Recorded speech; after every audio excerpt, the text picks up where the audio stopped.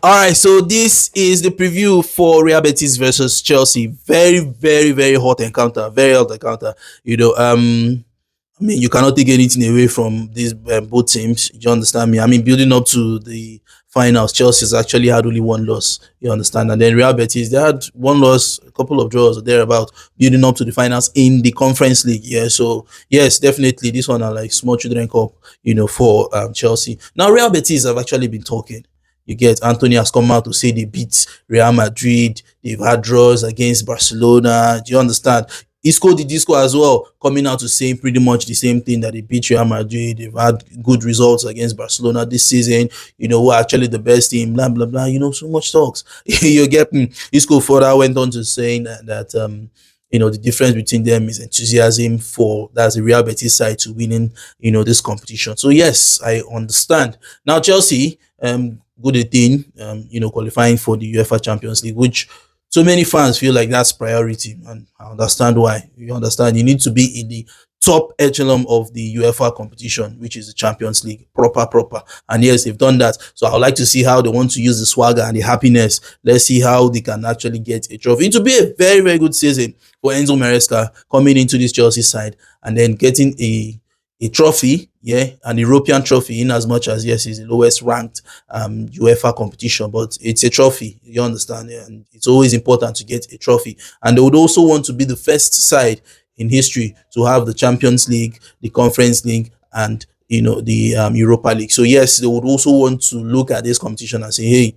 let us make history. And one thing about this one, I say, Ranati, that it's always going to be there, that the first team to actually take all three competitions, all three cups, in the UEFA competition has been Chelsea. So it's an opportunity for the Chelsea side to write their name in the book of history. All right, so it's going to be very, very, very, very dicey affair. Chelsea's last 5 matches has actually been just one loss and 4 wins for Chelsea, which is very, very, very, very key for them, which is also very important. I mean, building up to the last set of games, so many persons were like, this set of games, I'm mad. You get me? But Chelsea has actually come out when it is most important, when it is very, very necessary. They've come out to doing the business. You understand? And then while for the Real Betis side, they've had just one loss as well as Chelsea, but 4 draws. So no wins in their last 5 matches, and that is get as it be. You get me? But you know what they say, when it comes to finals, anything form,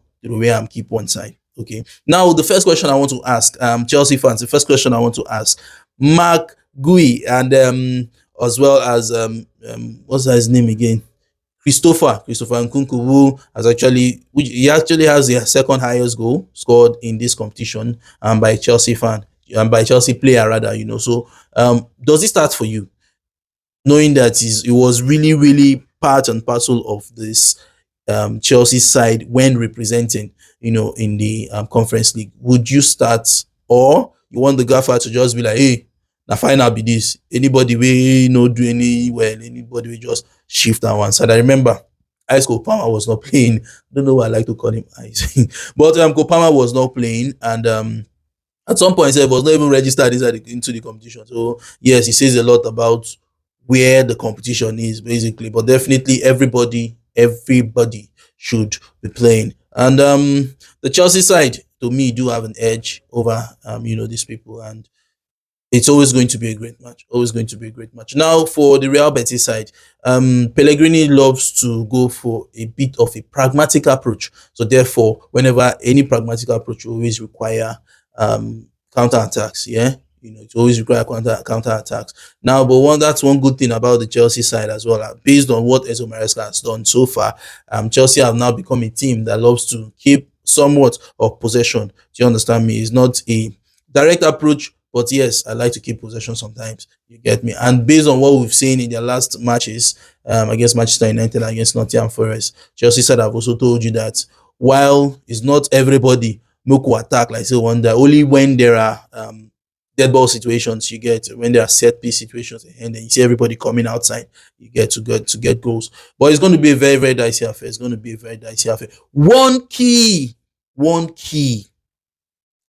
battle I really want to watch out for is what Mark Cucurella would do and him coming up against Antony, who has actually been on very, very good form, for the Real Betis side. Very, very good form, So I would really like to see that very, very key battle. However, today, Kopama really needs to step up his game. He really needs to be in the game, basically, because he's going to be the one creating these chances. As well as, they also need to find a way to hold Isco the Disco, as I like to call him, Isco, because he's always in a 4-2-3-1 formation. He's always the one playing behind the strikers, and he has a very good ability to link up the wingers, Isco good, basically. And that's what I'm looking at Kopama, and I'm saying, hey, you also need to be doing something like that, because one thing I know, and I'm very certain, is that Caicedo would always want to be able to do the work. I want to also see if maybe Enzo Maresca will decide to say, you know what, let me still play Romeo Lavia inside the team. However, if he does that, it means you want to be taking Caicedo to right back, because nobody, I'm not sure if you want to go and bench Enzo Fernandez. No, definitely he's not doing that. Neither would he bench Kopama, But let me know your thoughts in the comment section, your scoreline prediction as well as your lineup prediction. As I said, it's going to be a dicey affair, but I'm going for a Chelsea 2-3 victory for Chelsea. 2-3 victory. As I said, let me know your thoughts in the comment section.